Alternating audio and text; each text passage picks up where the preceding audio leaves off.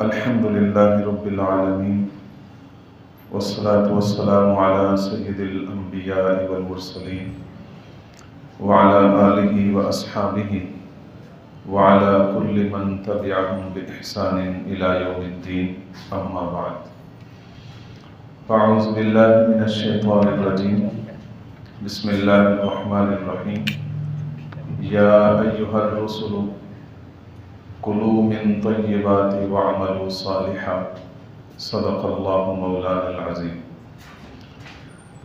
محترم سامعین کرام، سیرت کورس کا پہلا حصہ جس کا عنوان ہے عادت عبادت کیسے بنتی ہے، اس کا آج ہم سبق نمبر 6 پڑھ رہے ہیں، جس کا عنوان ہے کھانے کے آداب۔ ہر انسان کی یہ عادت ہے کہ وہ روزانہ کچھ نہ کچھ کھانا کھاتا ہے، یہ ہر انسان کی عادت ہے، لیکن ہمارا جو دین ہے، دین اسلام، جو ایک کامل، مکمل اور خوبصورت دین ہے، اس نے کوئی پہلو ایسا نہیں چھوڑا جس کے بارے میں تعلیمات نہ دی ہوں۔ اگر ہم ان تعلیمات کا خیال کر کے ان کے مطابق اپنے روزانہ کی عادات کو پورا کریں گے تو پھر وہ ہماری عادت نہیں رہے گی بلکہ عبادت بن جائے گی۔ وہ کون سی تعلیمات ہیں وہ آج ہم پڑھیں گے۔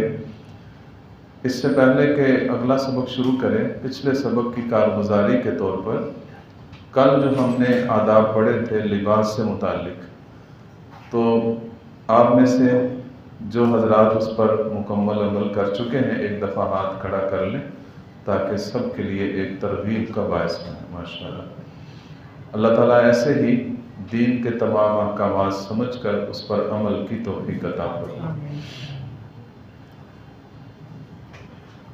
آج جو ہم کھانے کے آداب پڑھیں گے اس کے 2 حصے ہیں۔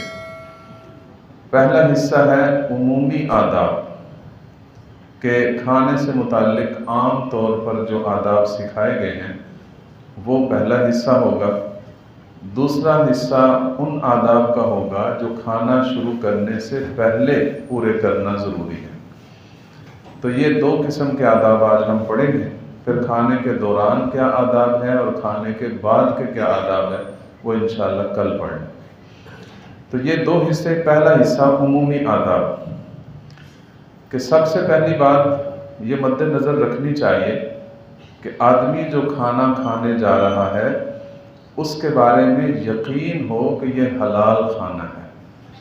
ایسا نہ ہو کہ اس میں کوئی شبہ ہو یا حرام کی کوئی چیز اس میں شامل ہو، اس چیز کا اطمینان کر لینا ضروری ہے۔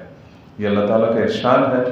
اللہ تعالیٰ نے تمام اپنے رسولوں کو خطاب کر کے فرمایا، یا ایھا الرسل کلوا من الطیبات واعملوا صالحا، کہ آپ کھانا کھاؤ تو پاک کھاؤ اور نیک کرو، اپنے عمل کو نیک بناؤ، یعنی اعمال صالحہ کرو۔ یہ جو آیت کریمہ ہے اس میں 2 باتیں، ایک تو پاک چیزیں کھانے کا حکم، دوسرا نیک اعمال کرنے کا حکم۔ تو اس سے دونوں جملوں سے یہ مسئلہ معلوم ہوا کہ اگر آدمی کھانا حلال کھائے گا تو اسے نیک عمل کی توفیق ہوگی، اور اگر وہ کھانا حلال کا نہیں ہے تو پھر نیکی کی طرف کبھی بھی طبیعت راغب نہیں ہوگی۔ اس لیے اگر آدمی نے عمل صالح اختیار کرنے ہیں تو اس کی غذا حلال ہونی چاہیے۔ بلکہ حلال غذا کے بارے میں نبی اکرم صلی اللہ علیہ وسلم نے کئی مواقع پر بڑے تاکیدی جملے ارشاد فرمائے۔ ایک دفعہ ارشاد فرمایا کہ ایک بندہ دور سے سفر کر کے خانہ کعبہ پہنچتا ہے، اتنا لمبا سفر ہے کہ اس سفر کے دوران اس کے بال بکھر گئے ہیں، پورا جسم جو ہے وہ گرد و غبار سے آلودہ ہو گیا ہے، حتیٰ کہ چل چل کے اس کے کپڑے پھٹ گئے، اور وہاں وہ پہنچتا ہے اور خانہ کعبہ کے سامنے جا کر ہاتھ اٹھا کر کہتا ہے یا رب یا رب یا رب، لیکن حضور نے ارشاد فرمایا کہ انا یستجاب لہا، اس کی دعا کیسے قبول ہو سکتی ہے کہ اس کی غذا ہی حلال نہیں ہے، اس نے کھایا ہی حرام کا ہے، اور اس کے لباس بھی حرام کا ہے، اس کو جو غذا دی گئی ہے وہ بھی حرام کی ہے، تو ایسے بندے کی اللہ کے ہاں کوئی دعا قبول نہیں۔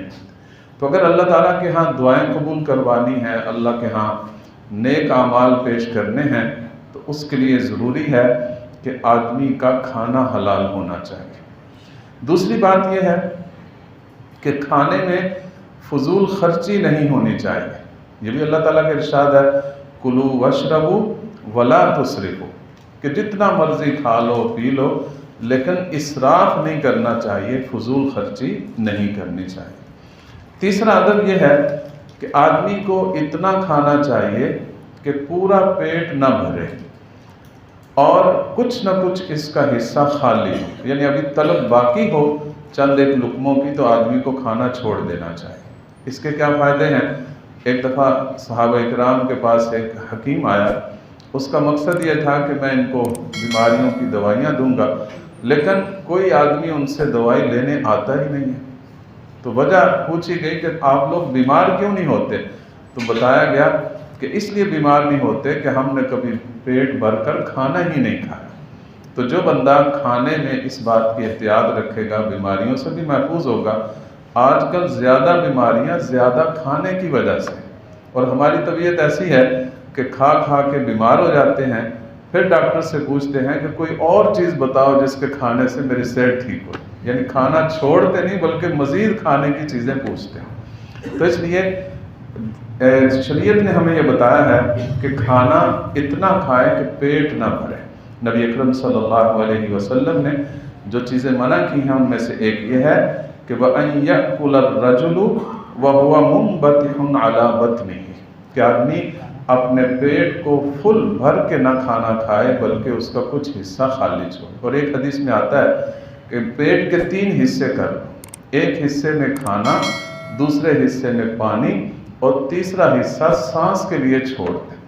اور ہم کہتے ہیں کہ کھائیں گے تو مکمل، سانس چاہے آئے یا نہ آئے، پھر سانس کی بیماری، اور سانس لینے کے لیے پھر دوڑ لگاتے ہیں، ہضم کرتے ہیں، پھر بھی ہضم نہیں ہوتا، کئی بیماریاں جنم لے لیتی ہیں۔ تو اس لیے پیٹ بھر کر نہ کھائے۔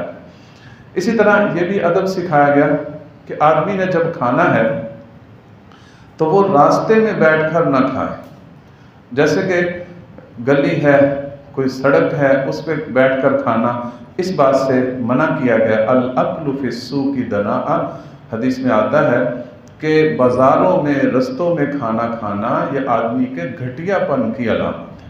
تو اس لیے کھانے کے لیے مناسب جگہ اختیار کرنی چاہیے۔ اسی طرح یہ بھی ادب سکھایا گیا کہ نماز سے پہلے کوئی ایسی چیز نہ کھائے، ایسی چیز نہ استعمال کرے جس سے منہ میں بدبو پیدا ہوتی ہے، جیسے کچا پیاز ہے، کچا لہسن ہے، مولی ہے، یا اسی طرح جو لوگ سگریٹ وغیرہ پیتے ہیں، تو ایسی چیزیں جو منہ میں بدبو کا باعث بنتی ہیں یہ نماز سے پہلے نہیں ہونی چاہیے۔ حضور اقدس صلی اللہ علیہ وسلم نے ارشاد فرمایا، من اکل سومن او بصلا فلیعتزلنا، جس نے یہ لہسن کھایا ہے یا پیاز کھایا ہے کچا تو وہ ہم سے دور رہے۔ یا فرمایا فلیعتزل مسجدنا ولیقعد فی بیتی، اسے چاہیے کہ وہ ہماری مسجد کے قریب نہ آئے، اپنے گھر میں جا کر بیٹھ جائے، کیونکہ مسجد کے اندر جب آئے گا اس کے منہ سے بدبو آئے گی تو اس سے نمازیوں کو بھی تکلیف ہوگی اور خاص طور پر فرشتوں کو تکلیف ہوگی، کیونکہ مسجد میں جیسے نمازی آتے ہیں اللہ کی رحمت کے فرشتے بھی موجود ہوتے ہیں، تو ان کے لیے تکلیف کا باعث ہے، اس لیے بدبودار چیزیں استعمال کر کے مسجد میں نہیں آنا چاہیے۔ اسی طرح نماز جمعہ سے متعلق یہ ادب سکھایا گیا کہ آدمی جمعہ پڑھنے میں دیر نہ کرے، یہ نہ ہو کہ کھانا پکے گا، کھاؤں گا، پھر جا کے جمعہ پڑھوں، بلکہ اپنے سب سے اہم کام جمعہ کے دن جمعے کی ادائیگی کو مد نظر رکھے، کھانا جمعے کے بعد کھائے۔ صحابہ اکرام بیان فرماتے ہیں کہ کننا نقیل ونتغدی بعد الجمعہ، بخاری شریف کی روایت ہے کہ ہم جمعہ پڑھ کر ہی کھانا کھاتے تھے اور قیلولہ کرتے تھے، دوپہر کا جو آرام ہے وہ جمعہ کے بعد کرتے تھے۔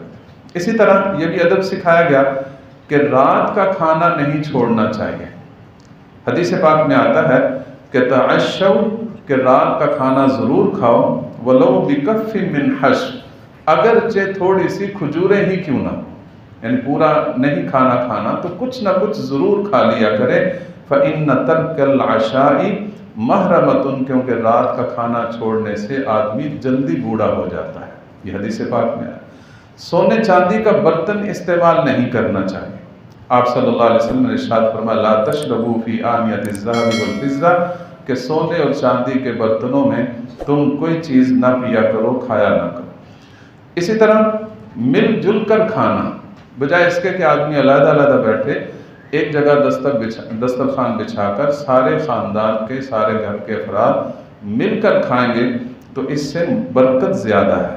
اجتمعوا علی طعامکم واذکروا اسم اللہ علیہ یبارک لکم فیہ، ابو داؤد شریف کی روایت ہے کہ تم سارے مل جایا کرو کھانے کے وقت اور اللہ کا نام لے کر شروع کرو، اس میں ان دونوں کاموں کے کرنے سے تمہارے کھانے میں اللہ تعالیٰ برکت ڈالتے ہیں۔ تو یہ وہ عمومی آداب ہیں جو آدمی کے لیے ایک کھانے سے متعلق جن کو مد نظر رکھے گا تو اس کے یہ کھانے والی عادت نہیں رہے گی بلکہ عبادت بن جائے گی۔ دوسرے قسم کے جو آداب ہیں وہ کھانا شروع کرنے سے پہلے کے آداب، اس میں سب سے پہلے یہ ہے کہ ہاتھ دھو لیں۔ حضور اقدس صلی اللہ علیہ وسلم کا ارشاد ہے برکت الطعام الوضوء قبلہ والوضوء بعدہ، کہ آدمی کے کھانے میں برکت کا باعث یہ ہے کہ وہ اپنے ہاتھوں کو کھانے سے پہلے بھی دھو لے، کھانے کے بعد بھی دھو لے۔ اسی طرح دسترخوان بچھانا، کہ حضرت قتادہ سے ان کے شاگرد نے پوچھا علی ما یأکلون، کہ صحابہ کرام کس چیز پر کھانا رکھ کے کھایا کرتے تھے، تو انہوں نے فرمایا کہ علی السفر، کہ ہم تو دسترخوان پہ کھانا رکھ کے کھایا کرتے تھے۔ آج کل ہمارے ہاں یہ سنت ترک ہے، ہم اکیلے اکیلے بیٹھ جاتے ہیں، نہ کوئی دسترخوان بچھاتے ہیں، بس ایک چھابا پکڑا اور اس میں کھانا رکھ کے شروع کر دیا۔ اس سنت کو زندہ کیجئے گا کہ کوئی نہ کوئی چیز بچھا کر دسترخوان کے طور پر، چاہے پلاسٹک کا کوئی ٹکڑا ہی کیوں نہ ہو یا اسی طرح کوئی رومال ہو، وہ بچھا کر اس پر کھانا رکھ کے کھانا، یہ سنت ہے، صحابہ کرام کا طریقہ ہے۔ اسی طرح جوتا اتار کر کھانا کھانا، اس میں نبی اکرم صلی اللہ علیہ وسلم نے ارشاد فرمایا کہ فَاخْلَعُوا نِعَالَكُمْ فَإِنَّهُ أَرْبَحُ لِأَقْدَامِكُمْ، کہ کیونکہ تم جب جوتا اتارو گے تو تمہارے قدموں کو راحت ملے گی، تو اس لیے جوتا اتار کے کھانا کھانا۔ اسی طرح تواضع والی نشست ہونی چاہیے۔ 3 طریقے سے رسول اکرم صلی اللہ علیہ وسلم کے کھانے کا طریقہ مروی ہے۔ ایک طریقہ ہے جس کو کہتے ہیں اکڑوں بیٹھنا۔ اکڑوں بیٹھنا یعنی کہ آدمی اپنی سرین جو ہے وہ زمین پہ رکھے اور دونوں قدم ایسے زمین پہ سیدھے رکھ کر اپنے گھٹنوں کو کھڑا کر دیں، تو اس کو کہتے ہیں اکڑوں بیٹھنا۔ اس طریقے سے بیٹھ کر کھانا بھی نبی اکرم صلی اللہ علیہ وسلم کا طریقہ ہے۔ دوسرا ہے 2 زانوں بیٹھ کر کھانا، جیسے اتحیات میں آدمی بیٹھتا ہے کہ دونوں جو زانوں ہیں وہ ایسے بچھا کر اس طریقے سے کھانا کھانا۔ تیسرا جو ہے وہ طریقہ یہ ہے کہ ایک جو ہے گھٹنا کھڑا کر لینا، دوسرا بچھا لینا۔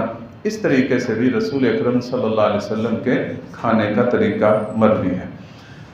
باقی اگر کوئی آدمی ٹیبل کرسی لگا کر کھانا کھاتا ہے وہ بھی جائز ہے، لیکن اقرب الی السنت یہ ہے کہ آدمی زمین پر دسترخوان بچھا کر یا کسی چارپائی وغیرہ پر دسترخوان بچھا کر کھانا کھائے، یہ اقرب الی السنہ ہے۔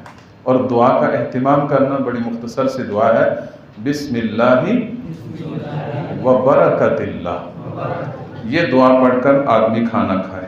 اور اسی طرح کھانے میں کسی قسم کا عیب نہ نکالے کہ آج کھانا ایسا ہے ویسا ہے، نہیں دل کرتا تو نہ کھائے، اس میں عیب نہ نکالے، کیونکہ نبی اکرم صلی اللہ علیہ وسلم کا یہ طریقہ نہیں ہے۔ اور اسی طرح یہ منع کیا گیا کہ کھانے کو سونگا نہ جائے، جیسے درندے سونگ کر کھاتے ہیں، جیسے کتا ہے، بلی ہے، اس کے آگے اگر آپ کو چیز ڈالیں گے وہ بغیر سونگے نہیں کھاتا۔